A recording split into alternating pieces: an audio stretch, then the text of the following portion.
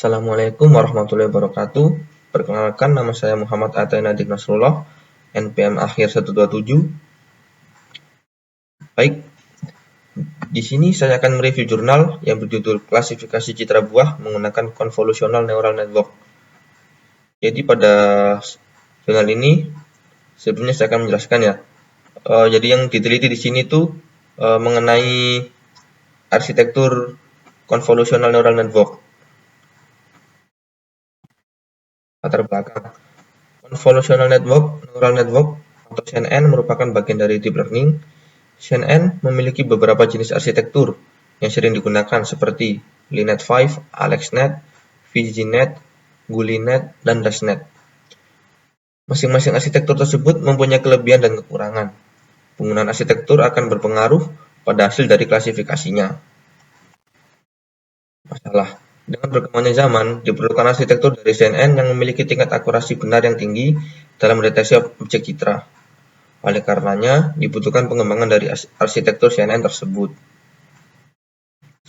Tujuan dari penelitian ini yaitu, yang pertama, mengembangkan arsitektur CNN. Yang kedua, pengembangan arsitektur CNN diharapkan dapat mengklasifikasi citra buah dan mendapatkan tingkat akurasi terbaik.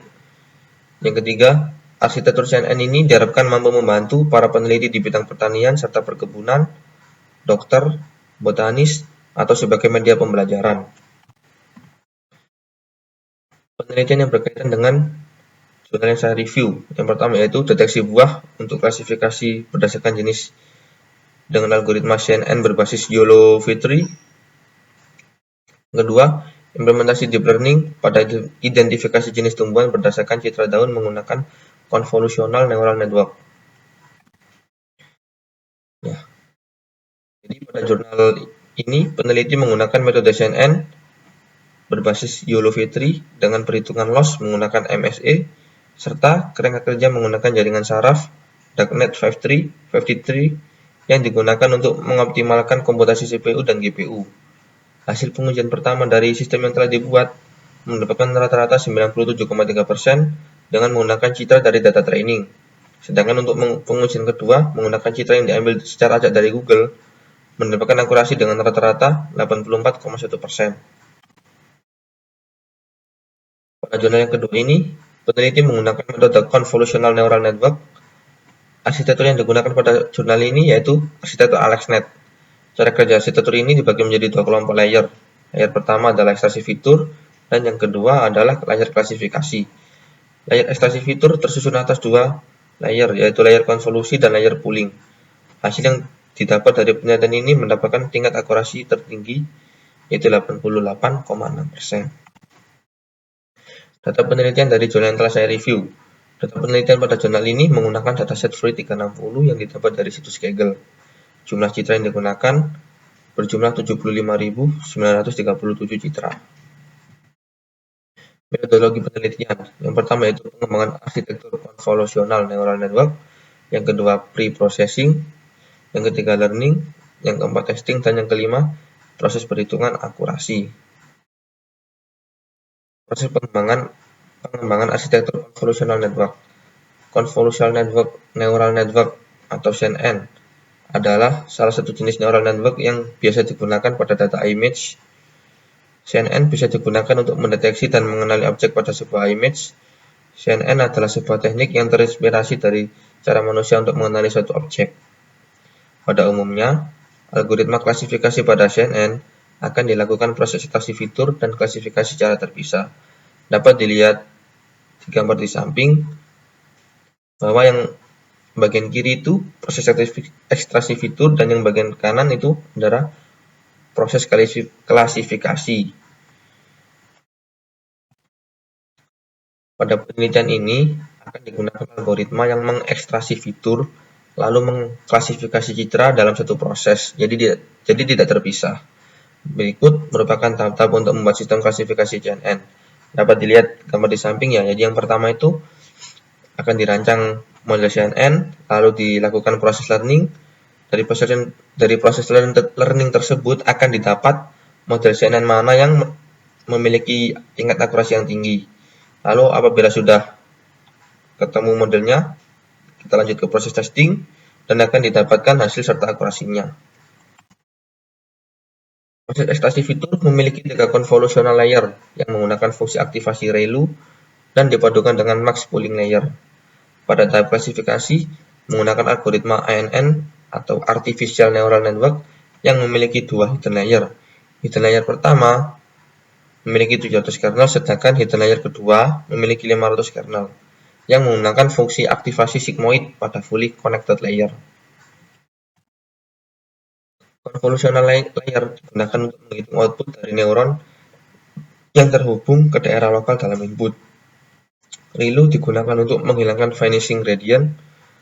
Pooling layer adalah lapisan yang mengurangi dimensi dari feature map sehingga mempercepat komputasi karena parameter yang harus diupdate semakin sedikit dan mengatasi overfitting.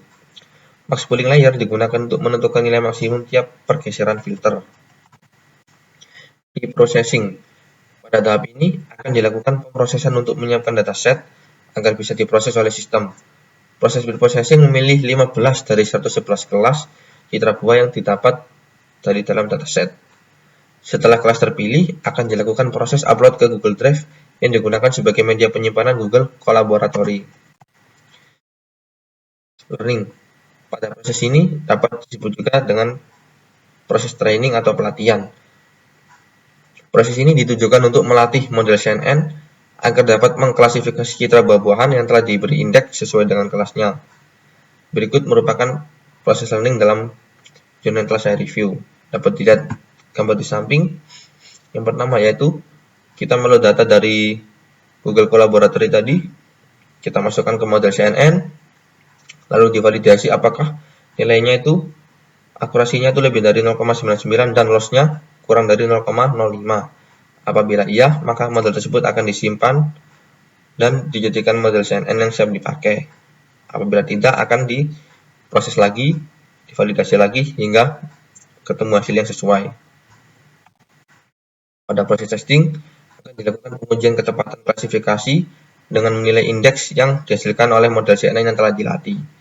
Jadi yang pertama itu kita menginputkan citra, lalu akan di-resize dan diproses menggunakan CNN, lalu pada tahap akhirnya akan mendapatkan hasil serta akurasi.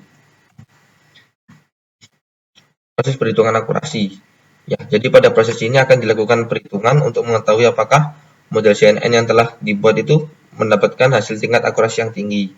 Nah, untuk menghitungnya itu jumlah data benar dibagi jumlah data uji dikali 100%. Keluaran sistem. Yang pertama, sistem mendapatkan tingkat akurasi tinggi dalam pendeteksian citra buah dengan menggunakan model CNN tadi ya.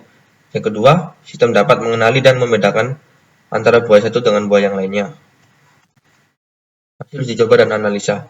Yang pertama adalah hasil proses learning, yang kedua hasil proses testing, dan yang ketiga perhitungan akurasi.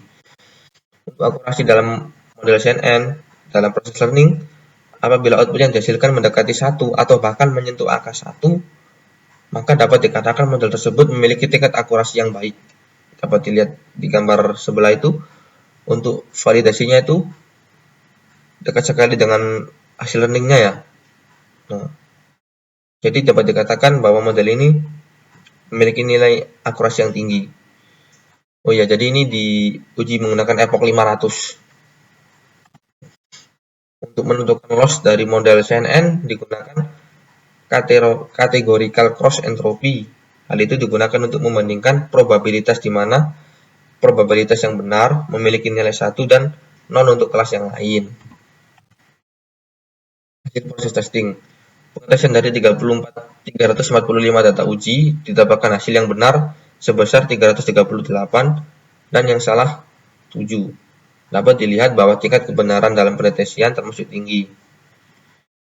Untuk hasilnya dapat dilihat di gambar sebelah kanan. Untuk perhitungan akurasinya, jadi pada tahap ini akan dihitung tingkat keakurasian model CNN.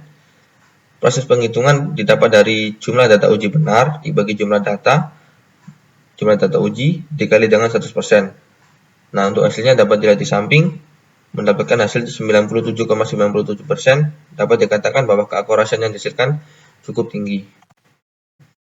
Kesimpulan, jadi model CNN yang dikembangkan dalam penelitian ini tuh bisa dikatakan berhasil karena mendapatkan akurasi yang tinggi. Baik, sekian dari saya. Mohon maaf apabila ada salah kata. Wassalamualaikum warahmatullahi wabarakatuh.